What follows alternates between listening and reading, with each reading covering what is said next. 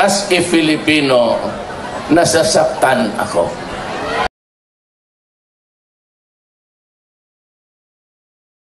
Galit ako tumakbo.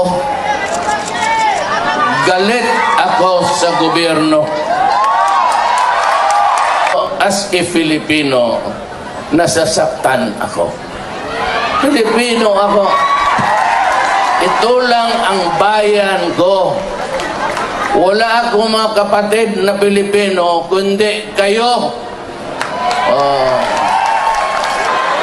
At ang droga, it's flooding the country. Ngayon, pag ako ang na-presidente, hindi ko kayo pinapatawa at hindi ako nagtatawa. Pagdating ko, sabihin ko sa militar, pati polis, itong order ko hanapin ninyo sila, patayin ninyo, period.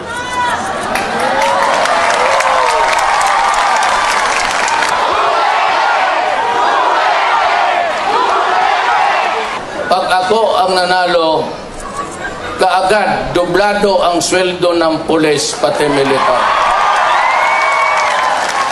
So, hintuan ninyo, droga, kriminalidad, korupsyon. Ang sunod kong gawin, pag pag-upo ako, I will propose to Congress, or if it can done by a decree, 20,000 below or 25, wala ng buwis. Inyo na lahat yung pera.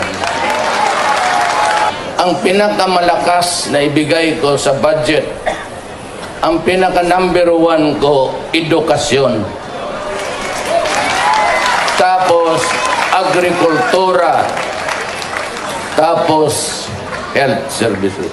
Huwag ninyong pakinggan yung mura ko. Kasi yung mura ko, galit ako. Kanino ako galit? Galit ako para sa inyo. Hindi naman yung para sa akin. I will not allow myself na pahiya ako. Korupsyon, drug, nilagyan ko lang 3 to 6 months. I have promised you something. At if you know me, I will really do it. Pikon ako ng pagkatao.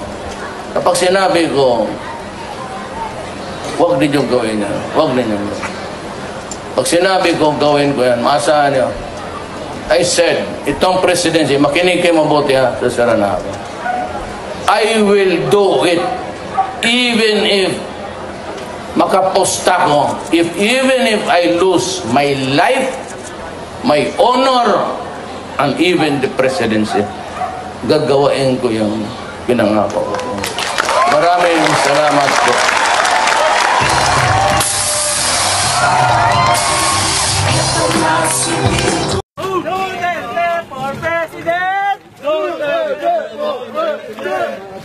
Nandito po tayo, volunteers, walang bayad.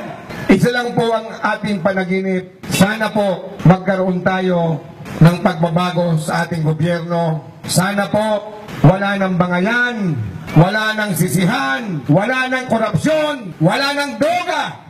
Yan po ang panaginip natin. Hindi po para ito para sa atin. Para po ito sa mga anak natin. Para po ito sa mga apo natin. Kaya po sa araw na ito, sabay-sabay po tayo ipakita natin sa buong Pilipinas, Luzon, Visayas at Mindanao ang sigaw ng sambayan ng Pilipino na magkaroon ng pagbabago sa ating gobyerno. Duterte! Duterte!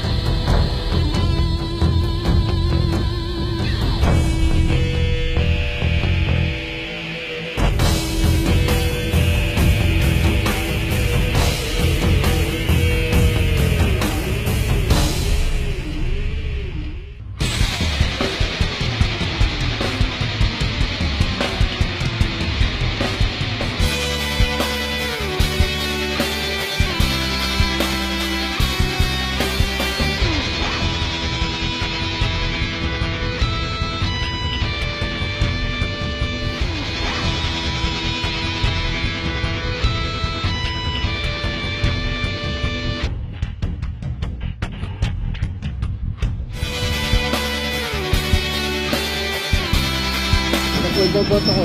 Salamat po. Para maubos na mga smugglers sa Pilipinas. Correct. Talagang makasama natin si Mayor. Talagang yan po ang pag-asa ng ating bansa. Kailangan siya ng bansa, hindi puro daang matwid na bumabaluktot naman. Matigas! Talagang may paninindigan.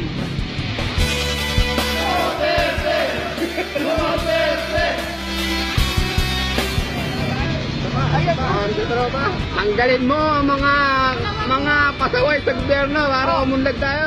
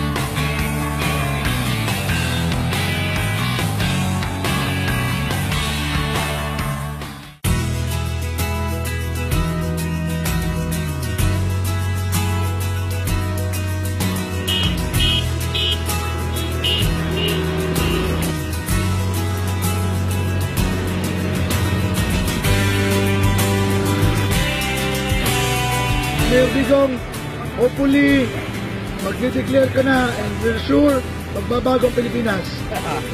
Fight for it.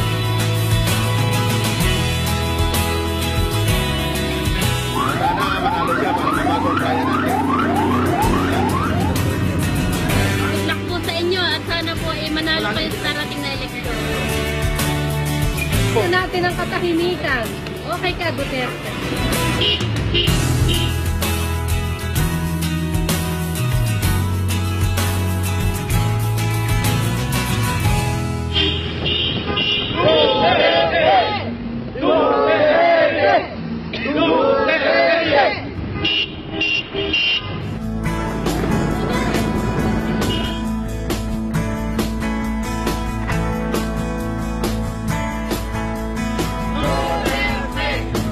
Mayor Duterte, tumakbo na po kayo. Kayo po ang pag-asa namin. Para sa inyo po ito. Republikang Basahan ni Teodoro Agoncillo. Publika baga ito. Busabos ka ng dayuhan. Ang tingin sa tanikalan. Busilak ng kalayaan. Kalayaan pala itong mamatay ng abang-aba. Kalayaan, kalayaan, kalayaan.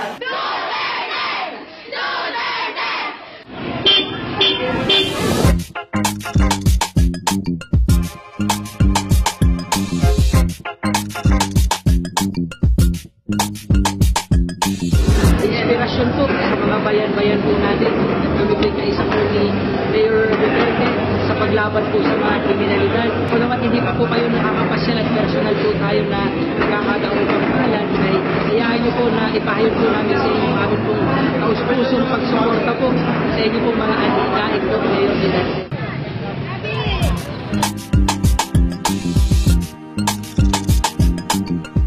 Bayan ko'y tanging Pilipinas ko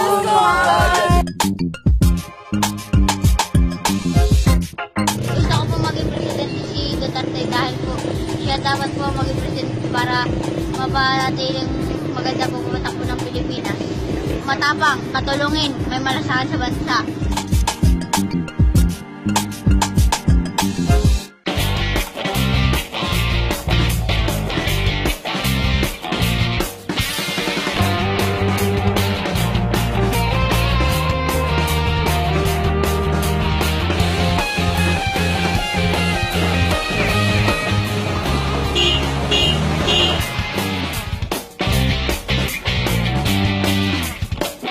Mayor Duterte, handa po kaming sumuporta sa inyo rito sa Quezon Province. para mabago ang sistema ng ating pamahalaan at ang mga kurap ay mawala na sa lipunan.